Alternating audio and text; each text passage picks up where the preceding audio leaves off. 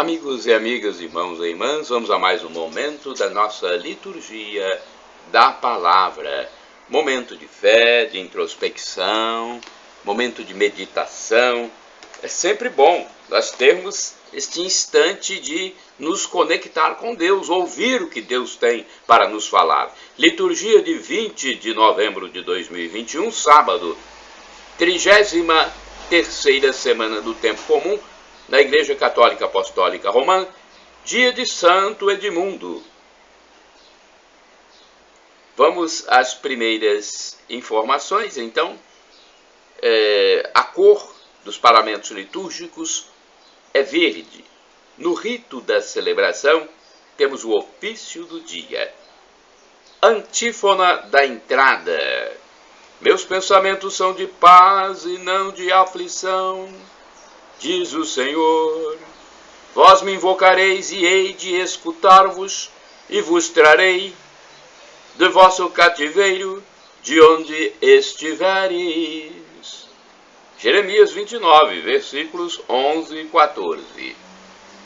Oração do dia.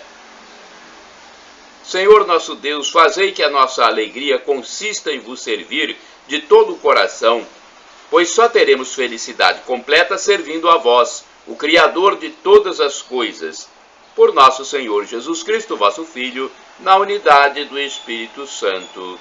Assim seja. Primeira leitura do primeiro livro dos Macabeus, capítulo 6, versículos do 1 ao 13.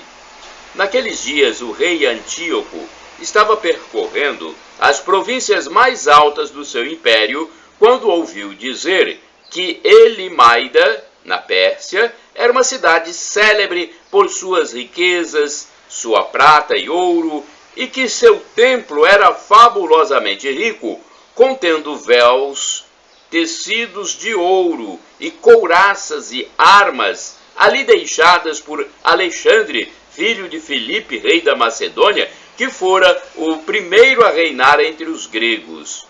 Antíoco marchou para lá e tentou apoderar-se da cidade para saqueá-la, mas não o conseguiu pois seus habitantes haviam tomado conhecimento de seu plano e levantaram-se em guerra contra ele. Obrigado a fugir, Antíoco afastou-se acabrunhado e voltou para a Babilônia. Estava ainda na Pérsia quando vieram comunicar-lhe a derrota das tropas enviadas contra a Judéia. O próprio Lísias, tendo sido o primeiro a partir de lá à frente do poderoso exército, tinha sido posto em fuga. E os judeus tinham se reforçado em armas e soldados, graças aos abundantes despojos que tomaram dos exércitos vencidos. Além disso, tinham derrubado a abominação que ele havia construído sobre o altar de Jerusalém, e tinham cercado o templo com altos muros e ainda fortificado Bet-sur, uma das cidades do rei. Ouvindo as notícias, o rei ficou espantado e muito agitado. Caiu de cama e adoeceu de tristeza, pois as coisas não tinham acontecido segundo o que ele esperava. Ficou assim por muitos dias, recaindo sempre de novo numa profunda melancolia, e sentiu que ia morrer. Chamou então todos os amigos e disse: o sono fugiu de meus olhos. Meu coração desfalece de angústia. Eu disse a mim mesmo: a que grau de aflição cheguei e em que ondas enormes me debato. Eu que era tão feliz e amado quando era poderoso. Lembro-me agora das iniquidades que pratiquei em Jerusalém. Apoderei-me de todos os objetos de prata e ouro que lá se encontravam, e mandei exterminar sem motivo os habitantes de Judá. Reconheço que é por causa disso que estas desgraças me atingiram, e com profunda angústia vou morrer em terra estrangeira. Palavra do Senhor, graças a Deus. Salmo responsorial é o Salmo 9, versículos do 2º ao 3º, 4º, 6º, 16b, 19, refrão 15a. Cantarei de alegria ao Senhor, pois me livrastes. Repitamos: cantarei de alegria, ó Senhor, pois me livrastes. Senhor, de coração vos darei graças, as vossas maravilhas cantarei. Em vós exultarei de alegria, cantarei ao vosso nome, Deus Altíssimo. Cantarei de alegria, ó Senhor, pois me livrastes. Voltaram para trás meus inimigos, perante vossa face pereceram. Repreendestes as nações e os maus perdestes, apagastes o seu nome para sempre. Cantarei de alegria, ó Senhor, pois me livrastes. Os maus caíram no buraco que cavaram, nos próprios laços foram presos os seus pés. Mas o pobre não será sempre esquecido, nem é vã a esperança dos humildes. Cantarei de alegria, ó Senhor, pois me livrastes. Repitamos: cantarei de alegria, ó Senhor, pois me livrastes. Aclamação ao Santo Evangelho, com um trechinho da carta de São Paulo a Timóteo, a segunda carta, capítulo 1, versículo 10. Aleluia, aleluia, aleluia, aleluia, aleluia, aleluia, aleluia, aleluia. Jesus Cristo Salvador destruiu o mal e a morte, fez brilhar pelo Evangelho a luz e a vida imperecíveis. Aleluia, aleluia, aleluia, aleluia, aleluia, aleluia, aleluia, aleluia. Evangelho de Jesus Cristo segundo São Lucas, capítulo 20, versículos do 27 ao 40. O Senhor esteja convosco, Ele está no meio de nós. Proclamação do Evangelho de Jesus Cristo segundo São Lucas. Glória a vós, Senhor. Pelo sinal da Santa Cruz, livra-nos Deus nosso Senhor dos nossos inimigos. Naquele tempo, aproximaram-se de Jesus alguns saduceus que negam a ressurreição e lhe perguntaram: Mestre, Moisés deixou-nos escrito: se alguém tiver um irmão casado e este morrer sem filhos, deve casar-se com a viúva, a fim de garantir a descendência para o seu irmão. Ora, havia 7 irmãos. O primeiro casou e morreu sem deixar filhos. Também o segundo e o terceiro se casaram com a viúva. E assim os 7, todos morreram sem deixar filhos. Por fim, morreu também a mulher. Na ressurreição, ela será esposa de quem? Todos os 7 estiveram casados com ela. Jesus respondeu aos saduceus: nesta vida, os homens e as mulheres casam-se, mas os que forem julgados dignos da ressurreição dos mortos e de participar da vida futura, nem eles se casam, nem eles se dão em casamento, e já não poderão morrer, pois serão iguais aos anjos, serão filhos de Deus, porque ressuscitaram. Que os mortos ressuscitam, Moisés também o indicou na passagem da sarça, quando chama o Senhor o Deus de Abraão, o Deus de Isaque e o Deus de Jacó. Deus não é Deus dos mortos, mas dos vivos, pois todos vivem para ele. Alguns doutores da lei disseram a Jesus: Mestre, tu falaste muito bem. E ninguém mais tinha coragem de perguntar coisa alguma a Jesus. Palavra da salvação. Glória a vós, Senhor. Vamos à liturgia comentada. Eu quero ver se eu consigo 2 reflexões, porque uma só às vezes não me cabe bem. Os meus seguidores às vezes não gostam de uma reflexão só. Eu vou ver se eu consigo. Deixa eu ver aqui. Consegui uma da edição do Dia a Dia com o Evangelho 2016, da Paulus. Vamos lá. Os saduceus são os porta-vozes das grandes famílias ricas que desfrutam dos generosos donativos de peregrinos e da renda de sacrifícios oferecidos no templo. Não lhes interessa que se fale de uma retribuição na outra vida, pois já têm a garantia desta vida presente. Pretendem fazer Jesus cair na armadilha. De quem será a esposa? De quem será a esposa a mulher que teve 7 casamentos e 7 maridos? De nenhum, é a resposta de Jesus, corrigindo o raciocínio dos saduceus. Na vida futura não haverá morte nem necessidade de criar família. As relações humanas se dão em nível diferente, próprio dos anjos. Quanto à ressurreição dos mortos, é certo que há, pois Deus é Deus dos vivos e não dos mortos. A própria Escritura comprova ao mencionar o Deus de Abraão, de Isaac, de Jacó. Então, olha, uma boa interpretação aí para nós, né? Deixa eu ver se temos a do Antônio Carlos Santini, né? Vamos passar então agora a do Antônio Carlos Santini. É a mais tradicional aqui que a gente pesquisa. É difícil às vezes encontrar uma reflexão sóbria. Então, a do Santini parece, na maioria das vezes, sóbria. Estamos muito errados, é o título da liturgia comentada dele. Esta passagem do Evangelho tem um ar de absoluta raridade. É uma das poucas vezes, talvez única, em que Jesus afirma diretamente a alguém: você está errado. Mas me perdoem. Você está errado. E trata-se exatamente de um erro muito difundido em nossos dias, a negação da ressurreição da carne.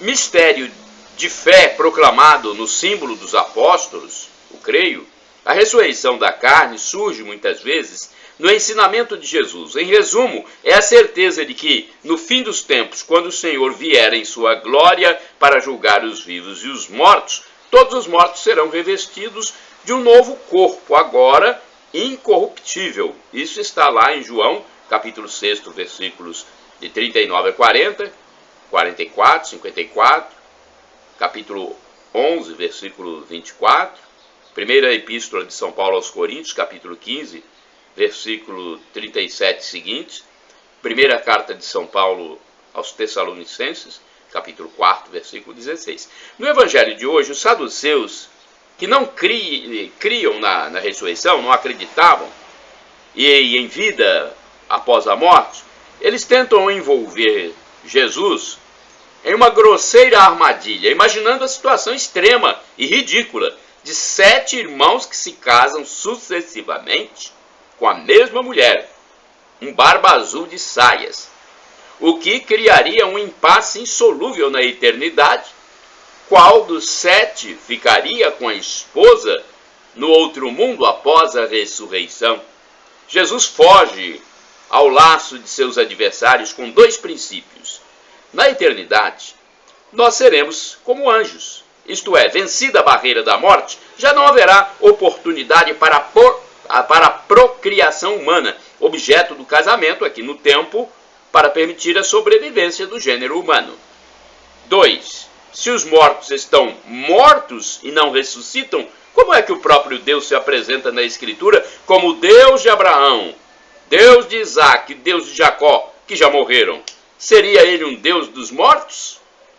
Assim, com apenas 2 raquetadas, Jesus reduz ao ridículo a arapuca dos saduceus e com ironia demonstra que os doutores desconhecem a sua própria Bíblia. Depois de passar vergonha em público, já não ousavam interrogá-lo. Com a difusão de teses espíritas e a adoção de modismos orientais ligados ao hinduísmo e ao budismo, muitos católicos começam a pensar na ideia da reencarnação como uma boa saída para certos dilemas existenciais e até filosóficos. Ora, a reencarnação, vidas sucessivas da mesma alma espiritual em um novo corpo a cada encarnação, é incompatível com a doutrina cristã e com as lições da Escritura. Jesus fala sempre na ressurreição e jamais se refere à possibilidade da reencarnação. A carta aos Hebreus afirma que só se vive uma vez. Hebreus 9, versículo 27, com o juízo particular imediatamente após a morte.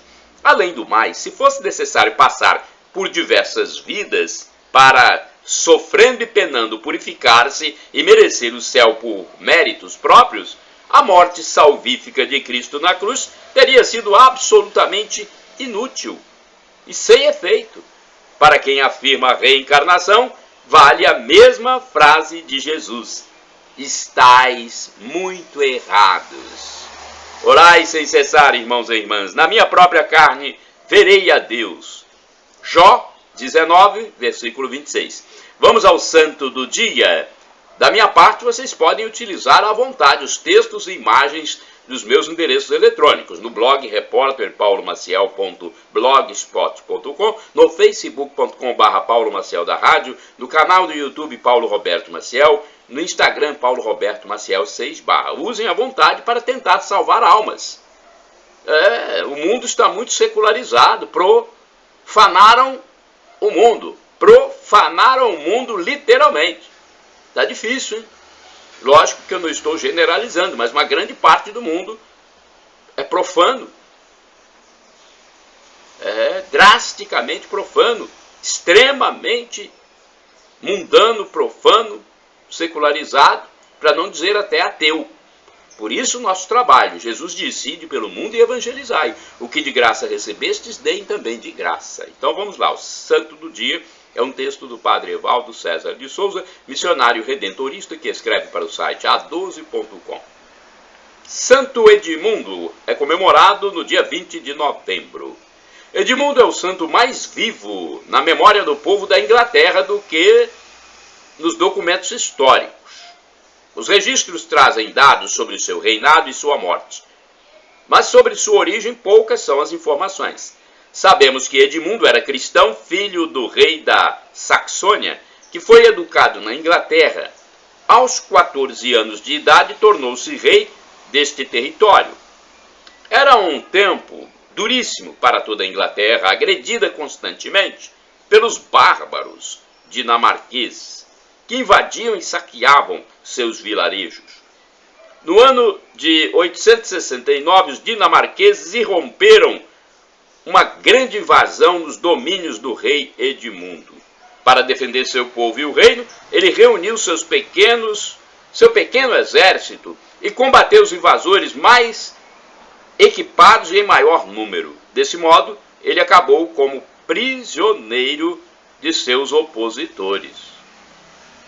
Os dinamarqueses ofereceram ao rei Edmundo a possibilidade de manter sua vida e a coroa, caso renegasse a fé e se proclamasse vassalo. O rei rejeitou a proposta por 2 vezes. Dessa maneira, selou seu destino.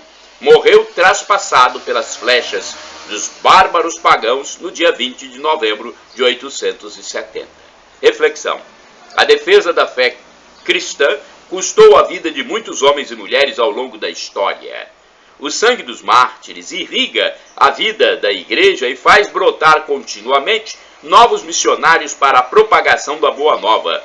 Ainda hoje, somos chamados a buscar a união profunda com Cristo, fazendo dele a grande referência da nossa vida. Oração. Pai de justiça e bondade, que chamaste São Edmundo para testemunhar a fé no vosso nome, e dispuseste toda a vida dele em função da evangelização. Dai-nos seguir seus exemplos e nos converter sempre mais ao vosso amor. Por Cristo nosso Senhor. Amém. São Edmundo, rogai por nós. Shalom Adonai, uma expressão hebraica, significa paz de Deus. El Shaddai significa Deus onipotente. Ele proverá, hein? Se for para o seu bem, ele providenciará. E do aramaico, dialeto de Jesus, eu clamo, Maranatá, como dizemos nós católicos, com a tônica na última sílaba, ou Maranata, como dizem os nossos irmãos separados, os protestantes ou evangélicos, com a tônica na penúltima sílaba. Mas não importa, somos todos irmãos, somos todos cristãos e o significado é o mesmo. Vinde, Senhor Jesus, um dia ele vai voltar e vai nos julgar. Aí vamos ver quem vai receber a vida eterna na ressurreição. Jesus vai dar a ressurreição o gozo eterno, a felicidade em plenitude para todo o sempre, àqueles que se arrependerem dos seus pecados. Porque nós somos pecadores.